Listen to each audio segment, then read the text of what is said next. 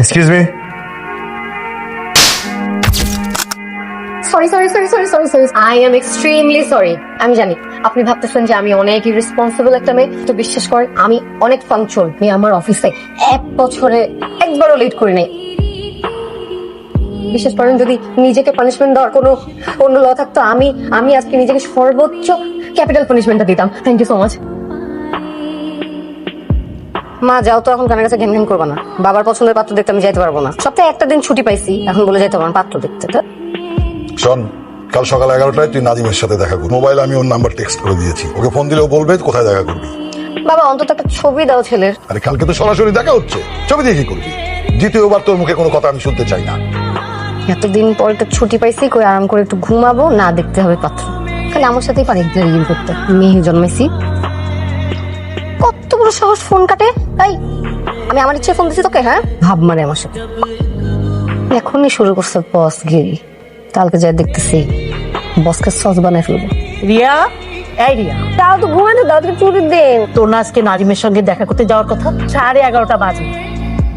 কি আগে ডাকো নাই কেন? দূর কম পক্ষে 11 বার ডেকে গেছি। এখন মরার মতো ঘুমাস কি করে? হ্যাঁ, ক্যাস ক্যাস করো না তো, এমনিতে হাত পা কাঁপতেছে আমার। ক্যাশ ক্যাশ করছি না, এই বাথরুমে সব দেওয়া আছে। এই বাবা চলো। What is this? আপনি? আমি আগে দিচ্ছি, তখন আপনি উঠে বসতেন কেন? আমি আপনার আগে উঠেছি। এই বাবা, তুমি দেখেছো না কে আগে উঠেছে? যে টাকা রসিদ দেবে সে আগে উঠছে। আমি দিব। আমি আপনার আগে রিক্সা ডেকেছি এবং আমি আগে বসেছি। প্লিজ আপনি নামেন। আচ্ছা আমি মানলাম আমি আপনি আগে উঠছেন। আমি একটু পরে হসপিটাল যেতে। আপনি আগে রিক্সা করতেন, আমি ভাড়া যাও, বেশি টাকা দিবে।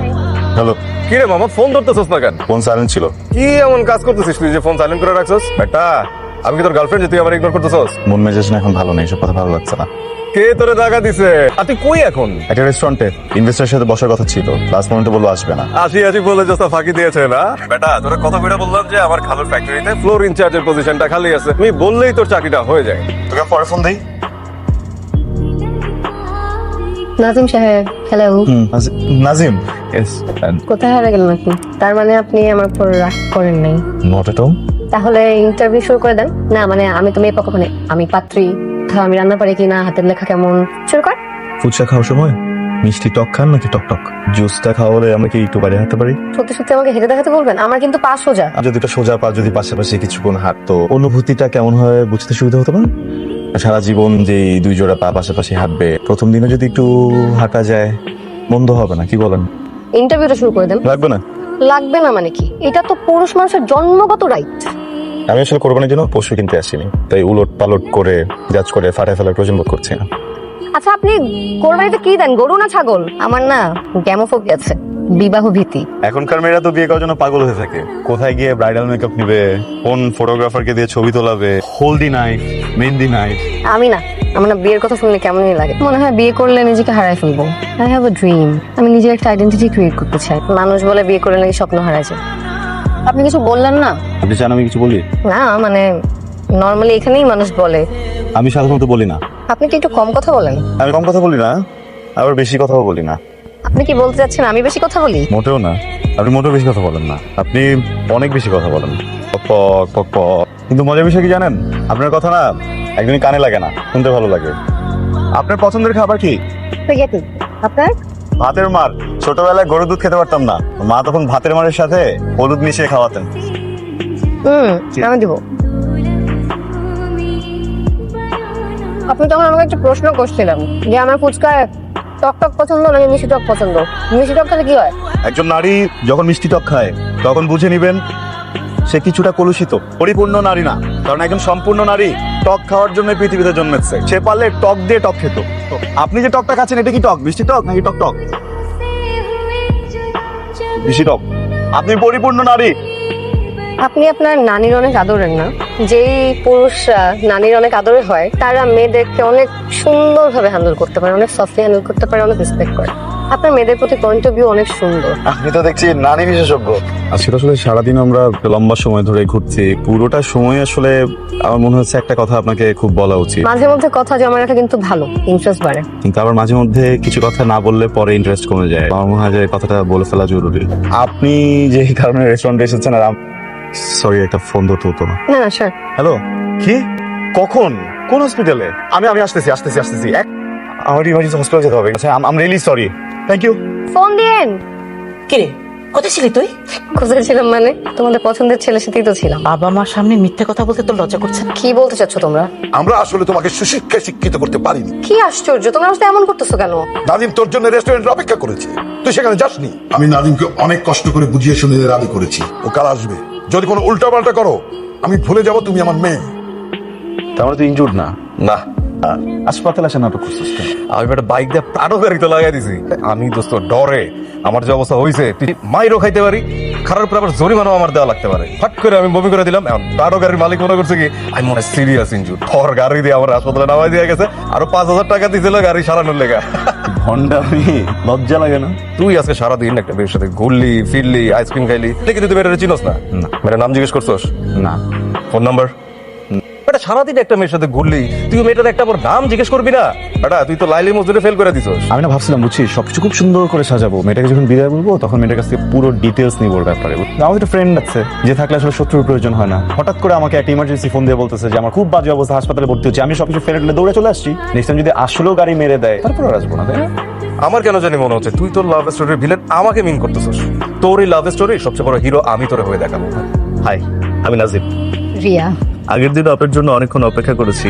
আমি না আসলে খুবই সরি, বুঝছেন? আমি ইচ্ছা করে করিনি, আমি একটা খুব ঝামেলায় ফেসে গেছিলাম। আমি কিছুই মনে করিনি। অ্যাকচুয়ালি এইসব ব্যাপারে আমি খুবই আন্ডারস্ট্যান্ডিং। লাস্ট ইয়ারে আমি সিঙ্গাপুরে গিয়েছিলাম, এর আগে দুবাই। আমাদের কোম্পানি আবার এইসব ব্যাপারে মানে খুবই জেনারাস। আমার প্রমোশন হয়েছে লাস্ট মান্থে। আমি কিন্তু খেতে খুব একটা পছন্দ করি না, বাসায় রান্না করা খাবার ছাড়া আমার আবার মুখে রোচে না। আপনি রান্না করতে পারেন? রান্না তো পারি, কিন্তু আপনি খেতে পারবেন নাকি সেটা আমি জানি না। সরি। আপনি কন্টিনিউ করেন না, আপনার কথা শুনতে আমার ভীষণ ভালো লাগছে। সিরিয়াসলি তুই ছেলেটার নামও জানিস না? আমি নাম জানতে যাব কিভাবে? আমি তো নাসিম জেনে দেখা করতে গেলাম ওর সাথে। এখন কি করবি তাহলে? বাবার পছন্দের ছেলেকে বিয়ে করে ফেলবো। ওই ছেলেটা কেমন? ভদ্র, প্রতিষ্ঠিত। তুই একটু আগে যখন একটা আননোন ছেলের কথা বলতেছিলি তখন তোর চেহারায় কি গ্লো কাজ করছিল তুই জানিস? তুই তোর মনটাকে আগে ঠিক কর, এটা বিয়ের ব্যাপার, এখানে ভুল করলে তো তোর জীবনটা শেষ হয়ে যাবে না। একটা ছেলে যার নাম ঠিকানা কিচ্ছু জানি না, ওর জন্য অপেক্ষা করব? একটা অচেনা অজানা একটা মানুষের সাথে সুন্দর একটা দিন কাটালো, মেমোরিজ ক্রিয়েট করলো, তারপরে হারাই গেল, ভুলে গেল। নাজিমের বাবা ফোন করেছিল, ওরা আগামী সপ্তাহে এনগেজমেন্টটা সেরে ফেলতে চায়। দেখো তোমাদের যেটা ভালো মনে হয়।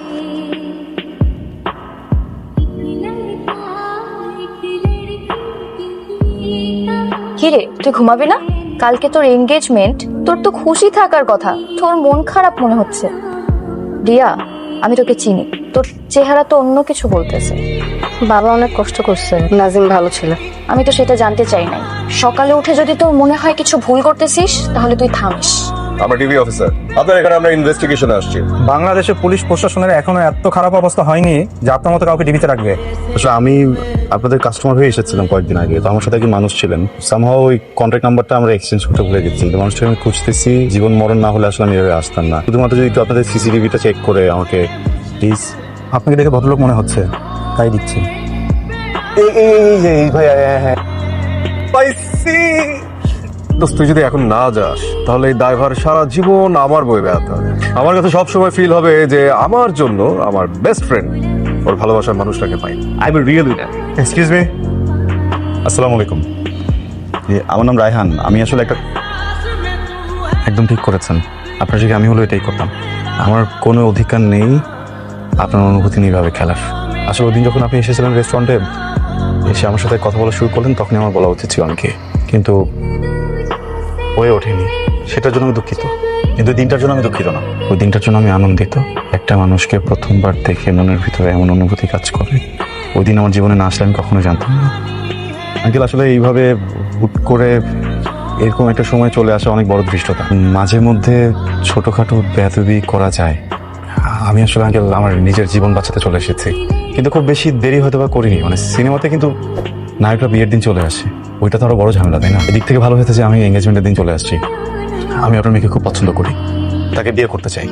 মানে আমি একদমই ওই গরিব প্রেমিকটা না যে বুক ভর্তি ভালোবাসা নিয়ে চলে এসেছি কিন্তু পকেটে কিছুই নেই। আমি ওয়েল অফ ফ্যামিলির ছেলে, নিজে একটা বিজনেস করছি। আপনি চাইলে আমার খবর নিতে পারেন। আমি না একটা মানুষকে ভয়ঙ্কর রকমের পছন্দ করে ফেলছি। আমার মনে হচ্ছে এই মানুষটাকে আমি যতটা ভালো রাখবো এতটা ভালো কেউ রাখতে পারবে না।